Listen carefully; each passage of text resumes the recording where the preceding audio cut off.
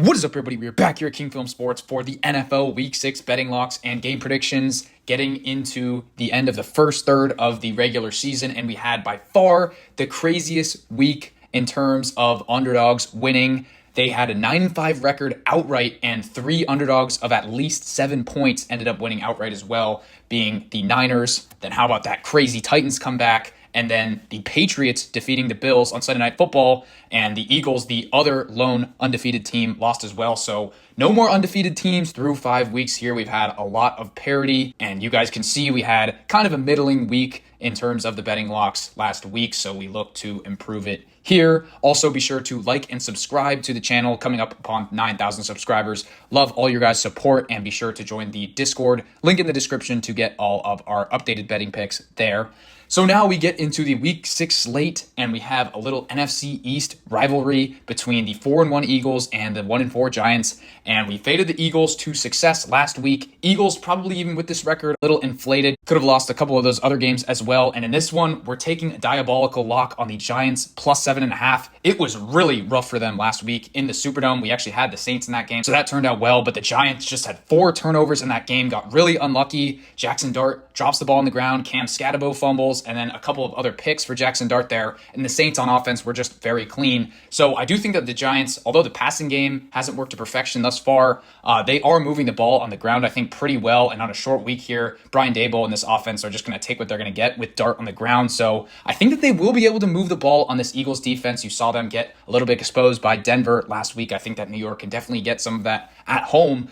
And then the concerning part for this Eagles team, especially in that second half when you're up 17-3, is that they stopped running the ball. I think Saquon only had 7 or 8 carries the entire game. They kept trying to go deep to Devontae Smith and A.J. Brown, and it just didn't work over the long term. Yes, this Giants defense, especially on the back end, isn't great, but I do love the Giants front 7. I think that they can thwart this Eagles running attack. We have seen that Saquon has not been great throughout the first 5 games of the season, especially not as much as last year. Even though this is a revenge game for him, I expect him to be bottled up a bit. I expect the Eagles to win close in a low-scoring dogfight. Hopefully the Giants are able to limit their turnovers, and I see them keeping it within the 7 there. Then we get to another London game on Sunday morning here between the 3-2 Broncos, who looked great last week in Philly, against the Jets. Another very ugly lock on a New York team. We're taking the Jets plus 7.5. They are 0-5. This is the low point for this New York team thus far, as it was very bad last week at home against the Cowboys, as this defense under Aaron Glenn has just been terrible. And then you have Justin Fields in this offense, who aren't great in their own right either. And this is a pretty tough matchup against Denver. I'm just hoping that they can run the ball. Breece Hall actually had a bit of success last week against the Cowboys, so hopefully he is able to not fumble in this matchup, and they can kind of salt away this game, move the ball on the ground, and Justin Fields is able to use his legs as well. Assuming that the Jets get 17 or 20 points in this matchup, I think that they will be able to hang. The question is, can they limit Bo Nix in this Broncos offense? Could be a bit of a dubious proposition there, but Bo Nix has been a little inconsistent. I also like the travel spot here. Yes, the Broncos are already in London for this game, but they had to go out to the East Coast to Philly to play that game, and then they just went straight out to London. So I'm not sure how that is going to affect them there, but I do love the fight of this Jets team potentially here. After getting blown up at home against the Cowboys, I think that Aaron Glenn's guys are going to come out motivated here. Then we get to the Rams against one of the worst teams in the NFL, the Ravens, at 1-4. Going to take the Rams to win this one. Heartbreaking loss for them, but now coming off extra rest for this matchup across the country here to Baltimore against this Ravens team who, yes, there's an outside chance that Lamar Jackson might play, but if they don't have him, they have no chance to win this football game. Cooper Rush just isn't going to get it done with that offense. And then that defense is just the worst unit in the league right now with all of those injuries. $160 million, which is around 60% of their salary cap players, are not with the team, or at least weren't last week against Houston. So I just do not see things getting better for now. So give us the Rams to win that one across the country. Then we get to another betting lock here. We've got the Cowboys and the Panthers. Let's take the Panthers plus 3.5 points on their home field. It was a brutal first half for Carolina, but then the offense got a little bit energized and the defense really held down the fort here. And we know how the Cowboys are going to play things. It's just going to be a high-scoring affair. And I do think that the Panthers can take some things that they used last week against Tua in that second half to potentially stifle Dak Prescott here. But really, it's going to come down to the other side of the ball. Bryce Young has to be able to make the requisite plays. They're going to be open against this Cowboys defense. He just cannot make mistakes, and he's got to be precise down the field. And then how about the 200 rushing yards from Rico Dowdle on the ground last week? This is a revenge game for him, former Cowboys running back there. So I do think that the Panthers are able to keep it close here, if not win out right there. I cannot believe that they are getting over a field goal in this matchup at home. Then we get to the Cardinals and the Colts. Just a disgusting loss for the Cardinals last week. And even more concerning is that Kyler Murray looking to be questionable for this game. If they don't have him, they do not have a shot in this game. If he is playing, I like them on the bounce back potential here. I think that Gannon is going to have his guys ready to go after that heartbreaker last week, even on the road here in Indianapolis against a Colts team that's been playing great. I think that the Cardinals could put up a fight here, but ultimately I just think that this Colts offense is too good, especially when they get a lead with Jonathan Taylor on the ground and Daniel Jones just being prudent, not making the mistakes that we were accustomed to seeing with his time in New York. So I do like this Colts team to get another big win at home. Then we get into an interesting matchup. Seahawks traveling cross country. This is a 10 a.m. body clock game in Jacksonville against the Jags team who got a great win on Monday night. I like the Seahawks to win this game, bounce back from a tough one against Tampa Bay last week, and I love them as a teaser leg here. Seahawks up to +8 here off the +1.5 or +2, depending on what you're able to get on the spread there. But I do think that this Seattle team is able to bounce back. Didn't love what I saw from their defense last week against Tampa Bay. Trevor Lawrence may be able to do some of the same things here, although I do think that Baker Mayfield is currently a better quarterback at this moment. But I do think that Seattle will be able to improve on the defensive end. I thought that they were one of the best defenses in the league over the first month, but obviously some of those secondary injuries are pretty tough for them to deal with. And then Sam Darnold on the other side of the ball, yes, he had a couple of picks, but I thought he acquitted himself very well, putting up those 35 points there against the Tampa Bay defense. Jags dealing with a couple injuries on defense and just the emotional hangover of that huge win against the Chiefs and coming off a short week here, even at home. I do like the Seahawks to at least keep it within the touchdown there for our teaser leg. There are plenty of other teaser legs that we could consider. I didn't include one in this video, but be sure to look at the Discord to see who we pair the Seahawks with this week. Then we go to the Chargers at the Dolphins. This is another West Coast team coming out east in this morning window here, so tough spot. Chargers lost 2 straight here, and obviously dealing with those offensive line injuries are very tough. They were up 10-0 early on in that football game against the Commanders. Then I think Washington scores 27 unanswered. So I do think that the Chargers need to bounce back here. I think that Harbaugh will have them ready to go, and this might be the end of the road for Mike McDaniel as the Dolphins head coach, as that was just a brutal loss. You cannot have that after leading 17-0 in Carolina last week, and I just do not think that their defense can punish the Chargers offensive line injuries here, so give us LA to bounce back there. Then we get to AFC North matchup, Browns and the Steelers, and this is one of the craziest situational spots that I've ever seen in the NFL over the past few years. You have the Browns, who went from Detroit a couple weeks ago. Then last week they have to go to London to play the Vikings, and now for a third consecutive week they're on the road in Pittsburgh. They never really do well there over the past 25 years. And so the Steelers then coming off of a bye after they beat that same Vikings team in Dublin a couple weeks ago.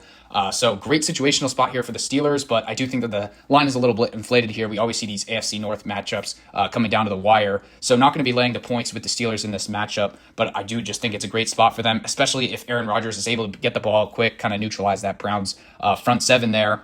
Dylan Gabriel wasn't bad last week in London, but I do think that he might struggle a bit here against the Steelers if they aren't able to run the ball. But if the Browns are able to run the ball, I could see them hanging in. This matchup could come down to a field goal late there. Then we get into the final game of this early slate, and we're taking another betting lock, another underdog. Give us the Saints plus the 3 and the hook against this Patriots team. I do think that the Saints team has been playing very well. We took them last week against the Giants. As I mentioned, did benefit from some turnovers, but I really like the way that Spencer Rattler's been playing. And I think same kind of thing with the Jaguars that New England is dealing with here. Bit of an emotional hangover. They haven't had any success against the Bills over the past few years. And then you finally get that big win on Sunday Night Football. And it's not even like Drake May played really well there. Their defense did play very well against Josh Allen, but I think this is a tough spot, back-to-back weeks on the road going down to New Orleans, and I think that this crowd will be reinvigorated. I do think that Spencer Rattler and Alvin Kamara and some of those receivers are playing very well, and I think that the Saints defense is a little feisty there, so I do see a potential 23-20 type football game coming down to the last possession on a field goal late either way, so I do love the value with the Saints. I think that they're playing much better than their record at 1-4 there. Then we get to a battle of 1-4 teams here, ugly one between the Titans and the Raiders.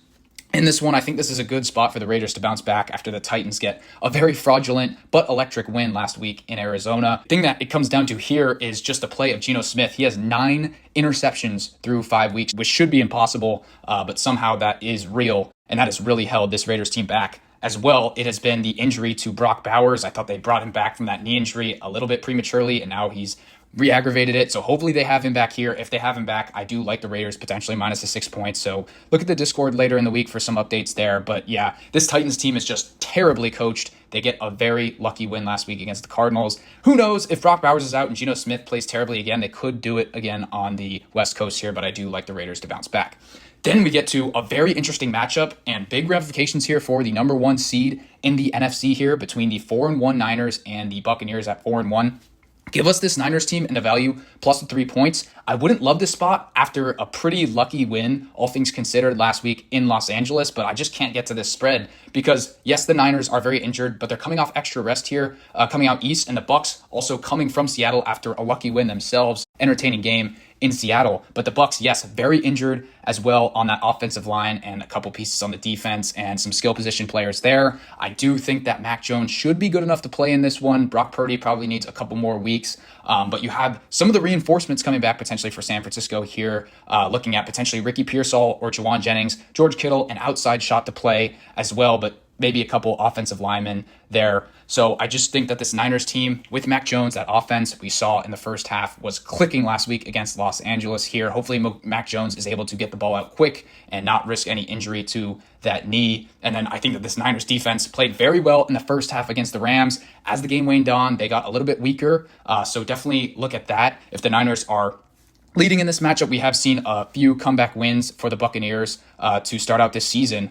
I think their wins have totaled a combined 9 points so far. So if you see that the Niners are up by potentially a touchdown or more in this game, could potentially get a little middle here with the Tampa Bay spread or money line when they are down. But I do love this situational spot for the Niners here and do love their number 1 seed chances here as well. If you want to take that, I sprinkled a little bit on plus 500 for the Niners to win the 1 seed just because if they get back from these injuries, their schedule gets really easy over the back stretch here. And if they win this one, then that's a huge tiebreaker, already leading their division as well. So we will take the Niners plus 3, but also something to consider if you like the Niners to get the 1 seed there because great value at around plus 500 at the moment.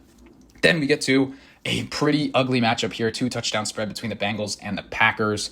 And Bengals, they could be trotting out Joe Flacco here. I was surprised that that's the player that they end up trading for. Jake Browning was horrendous last week in the first half. We'll see if he gets to go or it's Joe Flacco. I don't think it matters here. Although Joe Flacco did already take down this Packers team in a huge upset win at home for Cleveland. It wasn't really him. It was all that defense. Bengals don't have that type of defense. I think that the Packers look very good off the bye here and beat this struggling Cincinnati team. And that brings us to a great Sunday Night Football matchup. Lions and the Chiefs here. Give us the Chiefs to bounce back, minus the 2 points against this Lions team. Yes, this Lions team over the last month has looked great. They struggled mightily in week 1 in Lambeau Field, but now they are winning by a ton of points. But you look at who they've beaten. They beat Chicago in week 2.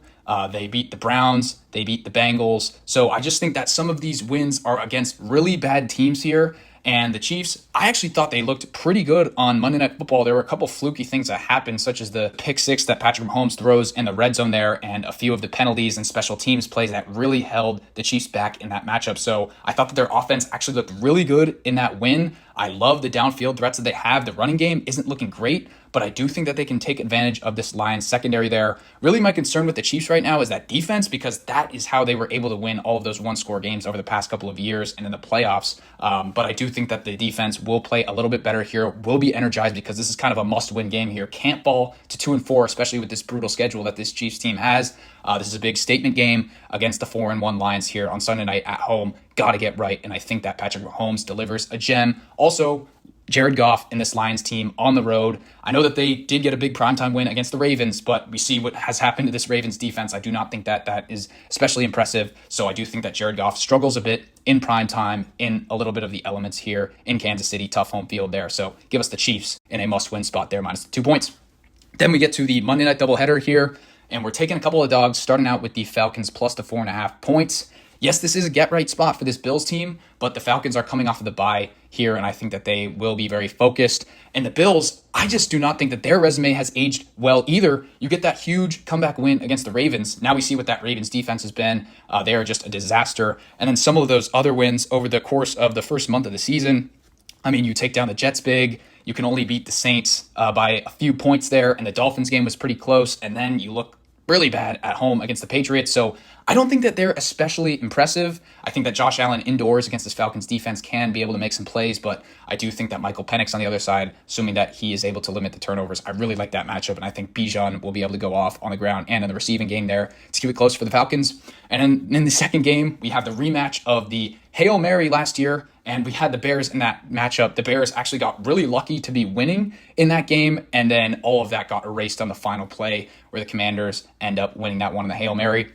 Hoping for some better luck in this game. We're once again taking the Bears, now getting plus 4.5 in this matchup off the bye. I really think that will improve the play of Caleb Williams, and he's looked pretty good over the first month of the season here. So I think that Ben Johnson, just giving him more reps, more practice time, and more film will help him against the Commanders team that did look very good last week across the country against the Chargers here. But I think that Caleb Williams will play really well in this matchup, and Jaden Daniels, I think, will be able to get stymied a little bit against this Chicago defense. I just think that this spread is a little bit too inflated here, so I think that we're going to see some fireworks in that later matchup, and really in both, but I do like both of the dogs there, Falcons plus 4.5 and the Bears 4.5 on Monday night. So with all that being said, let me know what you guys think in the comments down below. As always, be sure to like and subscribe, and I will see you all in the next one.